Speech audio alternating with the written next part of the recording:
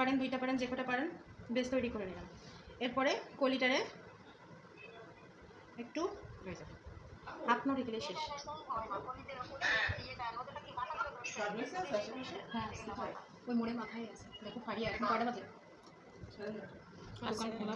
ডাক্তারের দোকান খোলা মনে হয়, ডাক্তার খোলা আছে।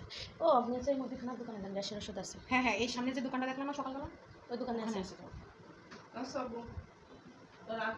দেখেন এম এর মতো করে দিচ্ছি আমি, এম এর মতো করে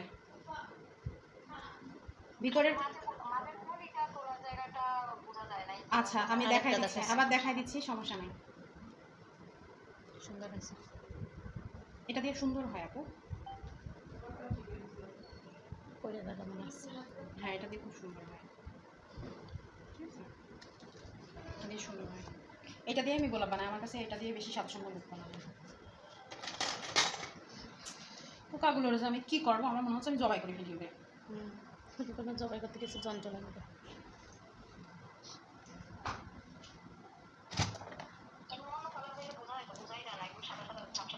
আপু এখন মনে করেন যদি ক্রিমটা তো অনেকক্ষণ ধরে বিট করা, এখন যদি মনে করেন আমি অন্য কালার অ্যাড করতে যাই তাহলে কিন্তু নষ্ট হয়ে যাবে। দেখেন আমার হাত ঘোরানোর স্টাইলটা একটু দেখেন, হাত ঘোরানোর স্টাইলটা দেখেন।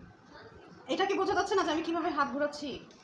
ঠিক আছে, আমি প্রথমে দুইটা বেস রেডি করে নিচ্ছি, এরপরে এই মাঝখান থেকে, একদম এই মাঝখান থেকে এটাকে উল্টা দিকে ঘোরাচ্ছি, একটু বেশি করে নিচ্ছি, ঠিক আছে। নিয়ে এইবার আলগা করে এনের মতো, আমরা ছোটো হাতের এন যেরকম দিই ওই রকমভাবে, ঠিক আছে। একটা পিছন থেকে নিয়ে আর একটার পিছনে, এই যে আমি এটা হচ্ছে আমাদের বাবুর ম্যাচ বাচ্চা ছিল বুঝছেন, রাত 1:30 বাজে উঠে বসে প্র্যাকটিস করছি প্রথম যখন আমি কাজ করছি। যে কোনো জিনিস প্র্যাকটিসেই হচ্ছে মূল। আমরা জাস্ট এই যে একটার পিছন থেকে নিব, একটার পিছন থেকে কী করবো।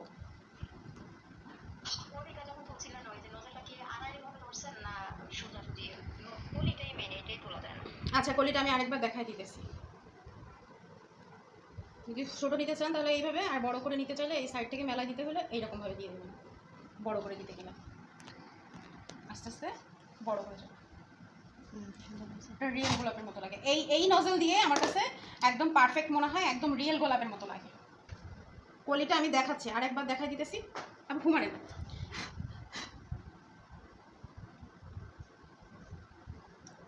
দুটাই ভালো লাগছে। আরেকটা দিয়ে দিই দেন না, ওইটা বড় করে দেন।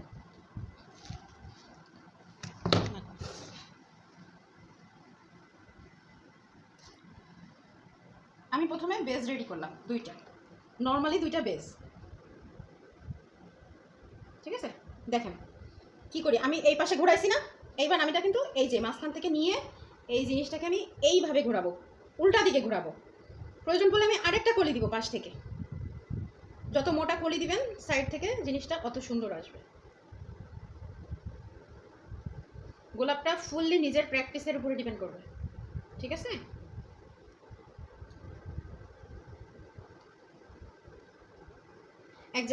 এই দেখেন পোকা,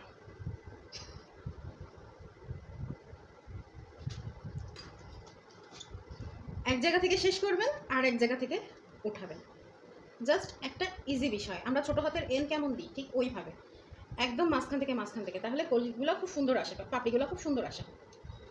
দেখেন ক্রিম কিন্তু গলে গেছে, দেখছেন, একদম মাঝখান থেকে।